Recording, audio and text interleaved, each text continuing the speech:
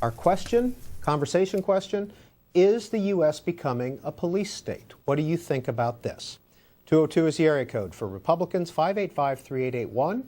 For Democrats, 585-3880.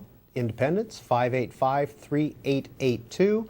And if you live outside the U.S. and you're watching us, you can dial in and participate in this conversation as well, 585-3883. You can also make a comment via social media.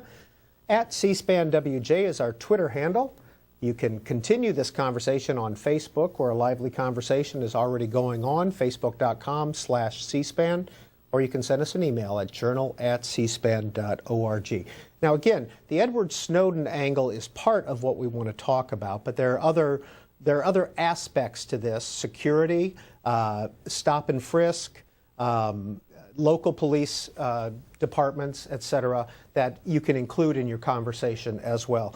This is an article that appeared in Mother Jones on December 9th. How Every Part of American Life Became a Police Matter is the title of this article. And this is Chase Matter. If all you've got is a hammer, then everything starts to look like a nail, he writes. And if police and prosecutors are your only tool, sooner or later, everything and everyone will be treated as criminal. This is increasingly the American way of life, a path that involves solving social problems and even some non-problems by throwing cops at them with generally disastrous results. Wall-to-wall criminal law encroaches ever more on everyday life as police power is applied in ways that would have been unthinkable just a generation ago. By now, the militarization of the police has advanced to the point where the war on crime and the war on drugs are no longer metaphors, but bland understatements.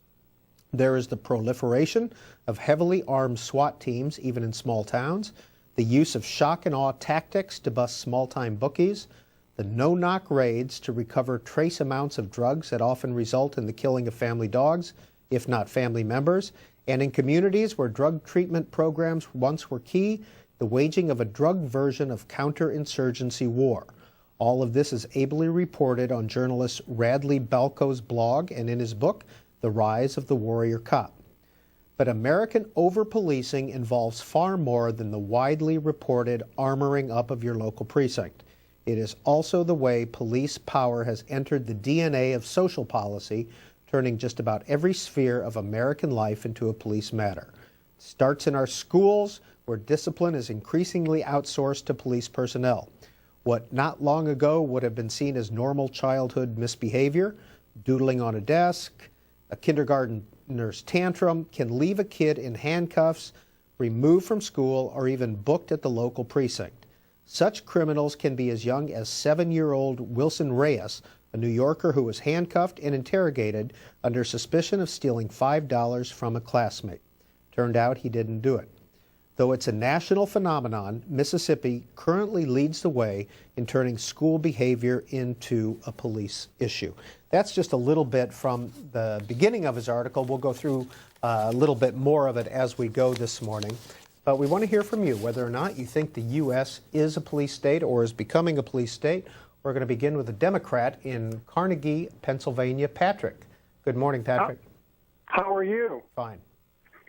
Not only is the United States creating a police state, but the acquisition of over 2 billion bullets, hollow point bullets by Homeland Security, 3,000 mine-resistant armored vehicles by Homeland Security.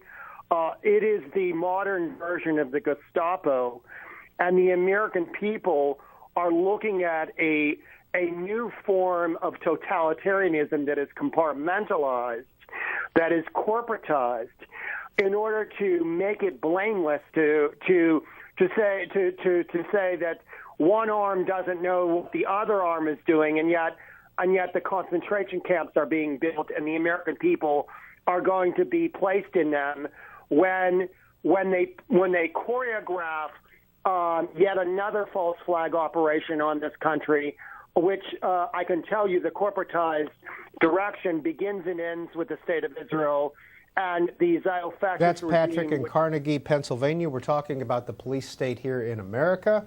William, Seminole, Alabama, Independent Line. William, go ahead.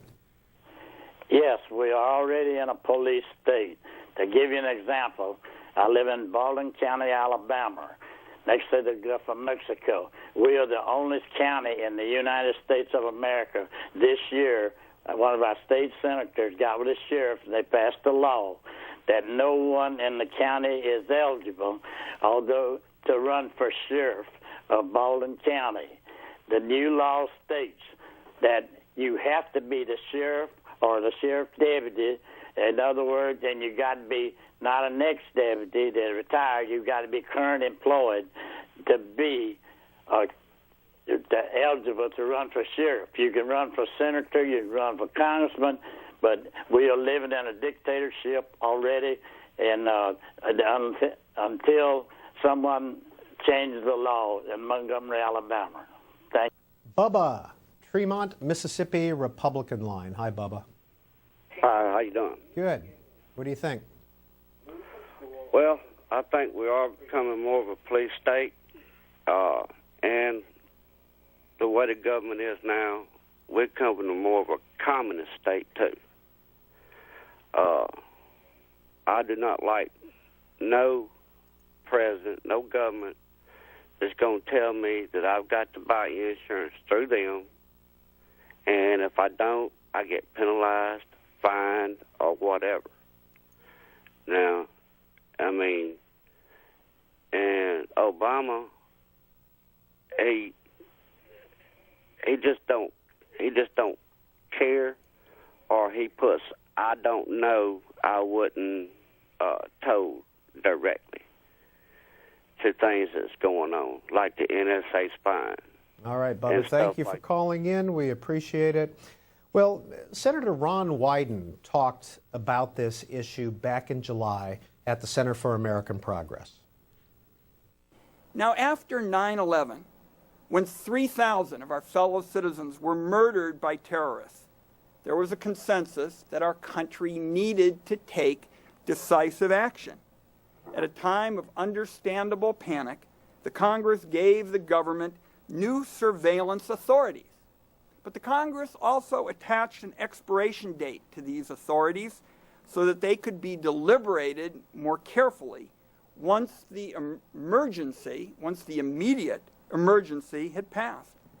Yet in the decade since, the law has been extended several times with no public discussion about how the law has actually been interpreted.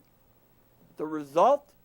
The creation of an always expanding, omnipresent surveillance state that now chips away needlessly at the liberties and freedoms our founding fathers established for all of us, and it's all done without the benefit of actually making us safer.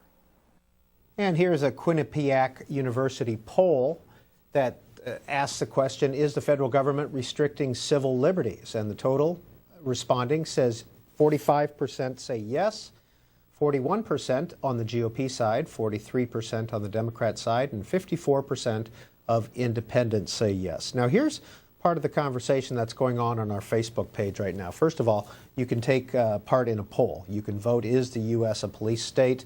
Yes and no. You can see the yeses there are more than the no's. And here are some of the comments that we're getting. Darren says yes, especially for blacks and browns. Daniel says, if you think the U.S. is a police state, you probably have not been outside North America. And a couple more comments. Jeff says, all I can say is know your rights and know the laws in your states. And here's another one. Jeff says, no, we are not a police state unless you are a paranoid or a criminal. And Patrick says, well, it isn't getting better. While we are no North Korea, the level of surveillance on American citizens and laws forced on the American people aren't steps in the right direction. And abuse of power, Mike says, is not an isolated incident. It happens every day in every town and city in this country. Those are some of the comments. If you want to continue that conversation, Facebook.com/C-SPAN. Maureen is a Democrat calling from Chicago. Hi, Maureen. Hi. You know, I'm concerned about the the creation of intrusive databases on children in K through 12 grades. There's one in particular known as In Bloom, which is funded by Bill Gates, developed by Rupert Murdoch, and managed by Jeff Bezos' companies. That is very intrusive. It can collect as many as 400 different data points on each child. It will include information on their mental and physical health issues, discipline issues, social issues like divorce or homelessness, as well as academic issues, including test results. And testing has exploded in the K through 12 grades. InBloom is not the only database being developed like this. 9 states had originally signed up for InBloom. 7 have dropped out, the most recent being Illinois. New York still seems to be involved. It's the person I read on these issues is Audrey Waters, who blogs at Hacked Education. She's an excellent analyst of the development All right, of Maureen, new thank you technology. for sharing that information. Carl, Hedgesville, West Virginia, Republican line. Carl, what do you think? Is the U.S. becoming, or is it a police state in your view? Well, in a way it is, because when the administration used the IRS to silence the Tea Party, you know, that's getting pretty scary. And even senators like Chuck Schumer and some of those big senators over there wrote letters to the IRS demanding that they silence the Tea Party before the election. That's getting pretty scary with our government. That's my opinion. Daniel, Vancouver, Washington, Democrats line. Daniel, you're on the Washington Journal. Hello, thank you. Yes, we are becoming a police state. Let's take a walk backwards to see how this happened. 9/11 was the trigger that set us on this path. 9/11, it's interesting that Senator Wyden from Oregon was just on there discussing that the fact that there has been no discussion of public input into this state of affairs that we're faced with today. 9/11 happened because Israel... Daniel, what does this have to do with Israel, really? We were attacked by Nothing. Israel on 9/11. All right, we're going to let Daniel go. He's one of the 9/11 truthers. That's not what we're talking about this morning. Back to the Mother Jones article. Do we live in a police state? The term police state was once brushed off by mainstream intellectuals as the hyperbole of paranoids. Not so much anymore. Even in the tweediest precincts of the legal system, the over-criminalization of American life is remarked upon with greater frequency and intensity. You're probably a federal criminal is the accusatory title of a widely read essay co-authored by Judge Alex Kozinski of the Ninth Circuit of the U.S. Court of Appeals. A Republican appointee, Kozinski surveys the morass of criminal laws that make virtually every American an easy target for law enforcement. Veteran defense lawyer Harvey Silverglate has written an entire book about how an average American professional could easily commit 3 felonies in a single day without knowing it. The daily overkill of police power in the U.S. goes a long way toward explaining why more Americans aren't outraged by the excesses of the war on terror, which, as one law professor has argued, are just our everyday domestic penal habits exported to more exotic venues. It is no less true that the growth of domestic police powers is, in this positive feedback loop, the partial result of our distant foreign wars seeping back into the homeland, the imperial boomerang that Hannah Arendt warned against. That's from Mother Jones. You can find it online at their website. This is from the Guardian newspaper out of London, a little bit earlier this fall. America's police are looking more and more like the military. America's streets are looking more and more like a war zone. Last week, in a small county in upstate New York with a population of roughly 120,000 people, county legislators approved the receipt of a 20-ton mine-resistant ambush-protected MRAP vehicle donated by the U.S. Defense Department to the county sheriff. Between the armored personnel carriers locking down main streets in major American cities, mimicking our MRAPs in Afghanistan, or Special Weapons and Tactics, SWAT, and Special Forces units canvassing our country, If we're not careful, this militarization of our domestic policing will make over America and fast. Here's how it all happened. A little-known Pentagon program has been quietly militarizing American police forces for years.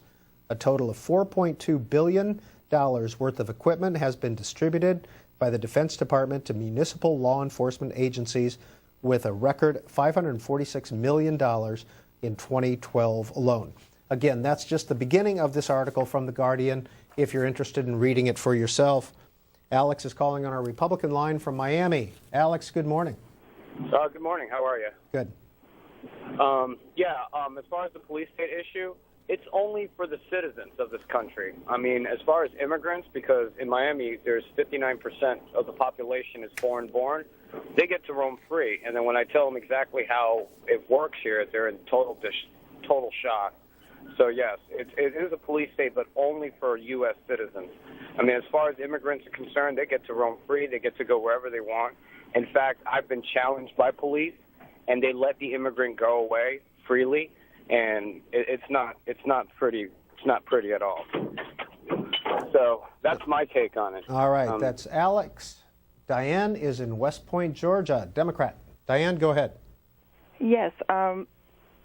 In answer to your question about is it becoming a police state, no, I don't think so. I think we need all of the surveillance that we can get. And going back to 9/11, that's what sort of ticked it off or started it. You know, we have people who are here that are living crazy. I mean, if they're listening to my conversation, I'm not a criminal. I don't care. You know, if they're, other than watching me, looking at me on my TV, I would probably have some opposition to that. Other than that, I'm perfect with it. And Snowden, I don't understand. We're talking about a topic that he is introducing. If there's so much surveillance, how did they miss him?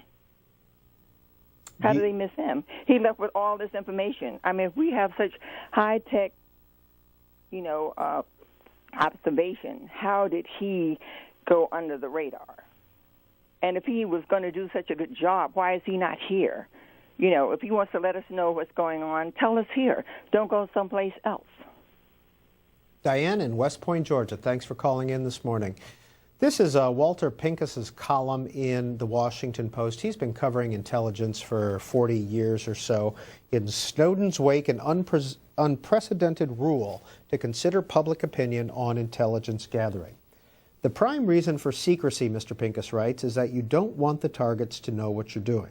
But often in democracies, another reason is that you don't want your citizens to know what their government is doing on their behalf to keep them secure, as long as it's within their country's law. Accountability and secrecy are two watchwords a former senior intelligence official said guided operations during his 40-year career, not whether the public would approve of everything he was doing.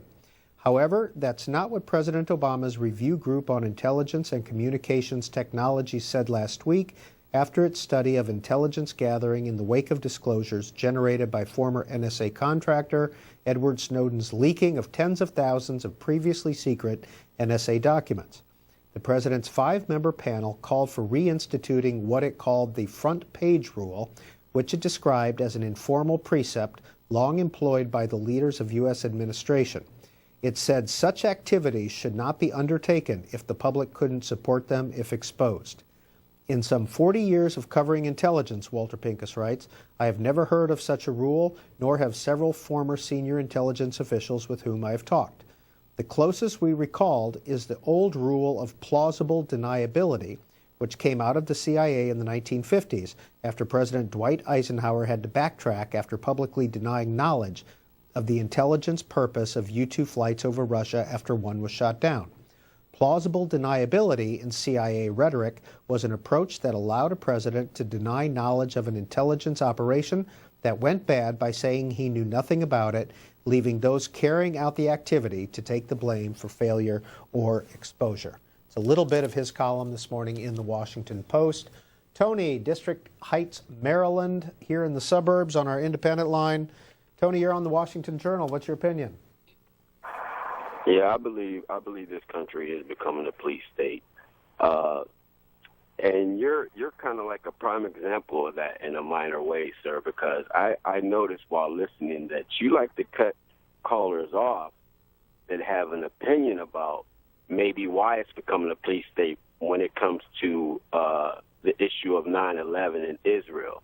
You'll give them a half a second on 9/11. You won't give them any time if they mention Israel. And it's a shame. But I'm going to tell you something else. Terrorism is a business, folks. And that's just the way it is, like war.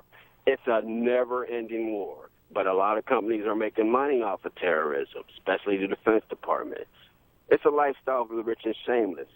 Some die with a name, some die nameless. That's Tony in District Heights, Maryland, and this is Lynn in Halethorpe, Maryland, on our Republican line. Lynn, go ahead with your comment. Yes, I do believe we do live in a police state. I was shopping on Christmas Eve night, and I don't know if people know this or not, but they actually have these unmanned drones that actually are in the air that track your movements. That's only one aspect. They are actually not only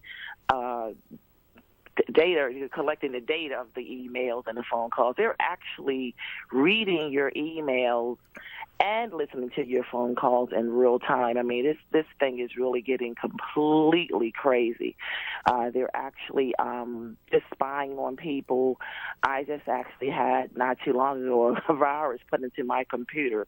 So they're just, it's just getting really crazy, and the government, well, actually Congress needs to really Lynn, rein. you're saying that you saw a drone, or that a drone was following you? Oh yeah, that's right. Because in Maryland.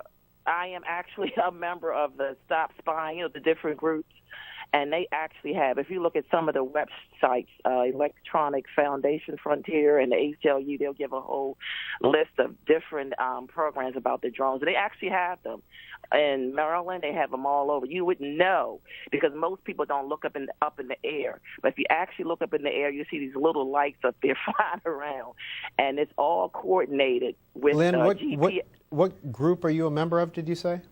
Oh, the Stop Watching Us and the Electronic Frontier Foundation, the ACLU, they all have this information on the website.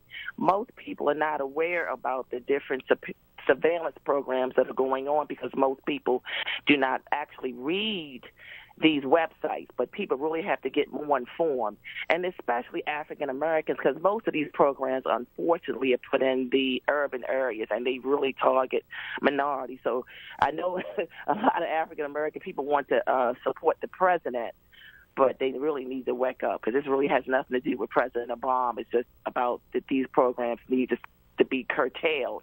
And right. I am definitely a hero of Edward Snowden. That's Thank you. Lynn in Maryland. Here's several of our Twitter comments. Jan Ness, I remember when a domestic disturbance in my neighborhood brought out the SWAT team. And Wheat says, we are not becoming a police state. We are becoming a techno state. Get off the grid if you want more privacy. And here's Linda. They may be listening to us, but I don't see anyone being arrested. And Fish and Sam says, why does a town of 20,000 need an armored, mine-resistant truck? And Vivian says, I think Snowden would look good in orange. He fancies himself as the next great Julian Assange. And one more comment. Here's Edwin. We have been a police state since the passage of the Patriot Act. It took most of our rights away from us. Those are some of the comments we're receiving on Twitter. Bob in Beechwood, Ohio, what do you think? Thank you very much for taking my call. I've been waiting to speak to someone for years about this situation. I definitely think it's a police state. For example, if you would let me finish my statement before you cut me off, we had here in Ohio, Cleveland, Ohio, matter of fact, 2 innocent people who did not have no weapons, no guns, no drugs, or whatever. And the car backfired, and like 15 police cars tracked them down. They shot inside the car 137 times of bullets, ripping those 2 innocent people to death. And they covered it up here in Ohio. No one has said anything about it. This is one of the worst things that ever happened to this country. When they found out that people didn't have no guns, no drugs, and the guy who was driving is a very religious type person. So you, no matter how they talked about you this morning, I just want to say thank you for letting us be able to express this here in Ohio. Here the whole country don't know anything about this stuff, and this has been going on. This happened years ago. He said a year and a half. And those people has died because of the police sit up there. And one police got on top of the car, unloaded his automatic weapon, and reloaded again and shot and took those people's life. Thank you very much. Merry Christmas to you, and thank you for letting me express this on C-SPAN. This is in Cleveland, Ohio. Tim, Shamokin, PA, Independent Line. Tim, go ahead with your comment. Hi. I think there's really two aspects to this problem of U.S. becoming a police state. I think it's undeniable that it is. I think that there's a federal side to it with the NSA and that type of thing. And unfortunately, people like Diane, who called about 5 minutes ago, who think along the lines of, I'm not doing anything wrong, so it's not really that big of a deal. That's going to end up really hurting America down the road when these laws get set into place that allows it. It's laying a framework that could really destroy America if a bad person came into power. And then there's a local side in terms of police officers who I believe are educated to not have any discretion or common sense at all. We saw kids getting arrested for running lemonade stands and that type of thing. And I just think that they're taught that way so that the higher-ups on a local level can have control over how they act. And it's not going to get any better. It's going to get a lot worse before it does. Thank you. From Newsmax, Ray Kelly, the NYPD commissioner, did an interview. The headline, "Stop and Frisk Can Never Be Eliminated." Wanda Carruthers writes that outgoing New York City Police Commissioner Ray Kelly insisted Monday of this week that controversial stop and frisk policies can never be eliminated as a crime-fighting measure, despite Mayor-elect Bill de Blasio's questioning of the program. Quote, "It will not be eliminated, I can assure you, so it's going to be a practice that will continue. We'll see what sort of changes or amendments can be done to it," Kelly said Monday on MSNBC's Morning Joe. Kelly called the police an important tool, called the policy an important tool police officers have in their toolkit, despite U.S. District Judge Shira Scheindlin's ruling in August limiting the policy's implementation out of concern that it is being used as an indirect form of racial profiling. The ruling has since been put on hold pending an appeal. Kelly said de Blasio would make the decision on whether the appeal would continue. Quote, "I think it's fair to say that a lot of things are unknown about the mayor-elect, so we'll find out," Kelly said. Kelly attributed the dramatic drop in the murder rate in New York City to diligent work by the police department. The rate for 2013 is well below 400, currently standing at 329. Byron is calling from Cleveland, Tennessee on our Republican line. Byron, do you think the U.S. is becoming a police state? Yes, I do. Why? And I will explain why. We have a lot of progressives in Congress and the Senate, and you just had one of the senators on that was a progressive. And are you there? We're listening, sir. You got to turn down the volume and just go ahead and talk. You had one of the progressives. Oh, you don't. Nobody ever questions what progressives really are, but progressives are socialists or communists, and you can get a lot of this information from the Communist Party USA webpage. And people need to investigate those. The difference between the communists and socialists. Socialists use a backdoor approach. They'll go in and have laws implemented that directly affects our country. The communists are more militant, so there's a big difference, in the way they act, but their objectives are the same. That's Byron in Cleveland, Tennessee calling. There's an article on the front page of the New York Times. It's maybe related, maybe not related. You can make that judgment. In a car culture clash, it's the Los Angeles police versus pedestrians. In a city of seemingly endless highways with its daily parade of car accidents, frustrating traffic jams, and aggressive drivers, the L.A. Police Department these days is training its sights on a different road menace, jaywalkers. It is not quite Dragnet, but the police department in recent weeks has issued dozens of tickets to workers, shoppers, and tourists for illegally crossing the street in downtown L.A. And the crackdown is raising questions about whether the authorities are taking sides with the long dominant automobile here at the very time when a pedestrian culture is taking off, fueled by the burst of new offices, condos, hotels, and restaurants rising in downtown Los Angeles. The enforcement has struck many of the pedestrians, the new kids on the block, as more than a little one-sided and strikingly strict. When Adam Bialik, a bartender, stepped off the curb on his way to work at the Ritz-Carlton a few blinks after the crossing signal began its red "Don't Walk" countdown, he was met by a waiting police officer on the other side of the street and issued a ticket for $197. Quote, "I didn't even know what was against the law," he said. "I was like, you are the LAPD, and this is what you are doing right now?" One other example in this story, Jeff Grotke, 49 years old, a bankruptcy lawyer who works downtown, said he crossed a street mid-block on the way to bankruptcy court when there was not a car in sight. He was stopped by 2 officers and given a ticket. Quote, "Honestly, I cussed them out for about 5 minutes," he said. "I told them what a stupid waste of time this was, and wasn't it great that they had 2 police officers standing there when there are obviously more important issues out there." That's just a little bit from the New York Times this morning. John in Annapolis, Maryland, Democrat, what do you think about all this? Well, I can't believe you're even asking the question at this point because, I mean, it's been a police state, the whole country, for a very long time. I mean, right down from, like, bumper stickers being probable cause to pull somebody over for no reason to the, like, oh, fake, I smell marijuana from your vehicle, and then 2 or 3 police cars, like, pulling up and flashing lights and everything and pulling guns. I mean, you take the examples of Fruitvale Station and also the FBI shooting of the person in Florida that they say was connected to the Boston bombing.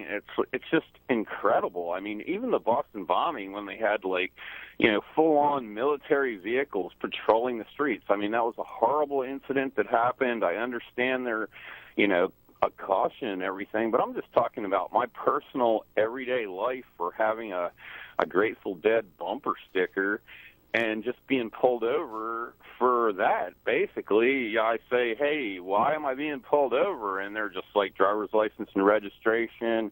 We think we smell marijuana. Can you get out of the car? And having a couple different police officers in different cars pull up and everything. I'm appalled by it. I just can't believe that our country has come to this at this point. I mean, All right, we're going to leave it there. That's John in Annapolis, Maryland. A couple more Twitter comments. Ariel Baum says, what law do you want to get rid of? DWI, EPA, so you can pour your motor oil on my land, voting rights, automatic firing weapons. And John in NC says, the first step in becoming a police state is conditioning the population to become dependents of the state. We're almost there. Here's Jean Doe. If one doesn't like stop and frisk, keep out of New York. And Danny says, police and government are not my friends, and corporations now are our oppressors. Adam says, every search, text, email, tweet, and purchase is used to map your behavior to assess if you're a threat. Who watches the watchman? Victor, Snowden needs to shut up already. You elect to have all those cameras on phone, computer, and whatnot. Privacy was given up by you. And one more Jean Doe comment. U.S. not becoming a police state is a police state and has been since FDR. And here is Dean. How can the simple mass collection program compare with the massive amounts of data collected by private companies? And finally, this comment by BC Venice. Careful what you say. They are watching our tweets. David in Brooklyn, Ohio, Independent Line. What do you think? Yes, good morning. I do believe that our country is turning more into a police state. I agree wholeheartedly with what Tony from D.C. said and Bob from Beechwood, speaking of the shooting that took place in East Cleveland a year and a half ago. It seems to me that C-SPAN is supposed to be funded by cable to express opinions, but it seems to me like it's more funded by the Council of Foreign Relations and the CIA. And as far as the police are concerned, anything you say or do will be used against you in a court of law. So right there, that they are setting the precedent that they are there to arrest you and to indict you. All police are Freemasons, and our country is turning into, it seems to be run by Freemasons. A lot of, like Skull and Bones are in Freemasonry, Knights Malta, Knights Templar. A lot of these factions, these cults, are at the top of the food chain, and they're the ones that are driving the agenda. And except for convenient locations, such as the Tucson shooting, it took 12 minutes for the first police to arrive in Tucson. Now, why would it take 12 minutes for the first police to arrive in Tucson when there was a gathering there on a Saturday morning? I mean, where are the police on a Saturday morning? They should be protecting that poor little congressman who got shot and the Judge Roll who got killed. Thank you. Edward is calling from Keyport, New Jersey on our Republican line. Edward, what's your opinion? Yeah, how you doing? Well, first I want to say it's shocking that probably 9 out of 10 callers are saying it's a police state and that this should be a more outrageous fact. But I want to say that they're criminalizing the poor with the drug war. It's easier to get a criminal record than it is to get an education. They should have took that $5 billion they spent on automatic weapons and tried to help people with it instead. Maybe we wouldn't have the outward effect of crime and these issues. So that's my comment, and thank you, C-SPAN. And just FYI, tomorrow on the Washington Journal, we're going to talk about the war on drugs. Danny, Gilbertown, Alabama, Democrat, what's your thought? Yes, I don't think these people really even know what a police state is, really. You still have your freedom to say what you want to go where you want to, carry your guns. And if it was a police state, you wouldn't even be hearing this talk on TV right today. Thank you. Thank you, Danny. Gilbertown, Alabama.